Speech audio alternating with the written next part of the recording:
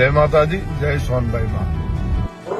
જય સોનભાઈમાં હમણાં જે તાજેતરમાં ઘટના થઈ ગુજરાતભાઈનો મારો જે વિડીયો સોશિયલ મીડિયા ઉપર જે કરે એમાં ગુજરાતભાઈ જે કઈ બોલ્યો હું કઈ બોલ્યો એક હૃદયથી બરડાના પાદરમાં સોનભાઈના સાનિધ્યમાં ઉભો છે.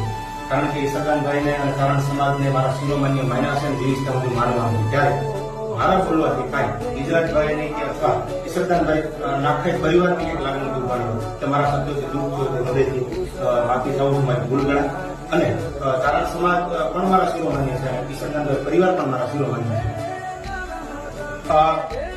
સૌને જય માતાજી. જે કઈ બન્યું છે, હું જે કઈ બોલું છું એ જેને સમજવાનું હતું એ સમજી ગયા છે. હું ખરેખર જે કોઈને મેં જવાબ દેવાનો હતો એ દઈ દીધો છે. ખરેખર હું જયેશભાઈ માટે નતો બોલ્યો. આ જ કારણે અમે વર્ષોથી એવા મિત્રો છે અને કાઠી અને ચારણ મિત્રો હોય કે અનુભવ હોય એ નવાઈ વાત નથી. બેને તકલીફ પડે એ નવીન ઘટના કહેવાય.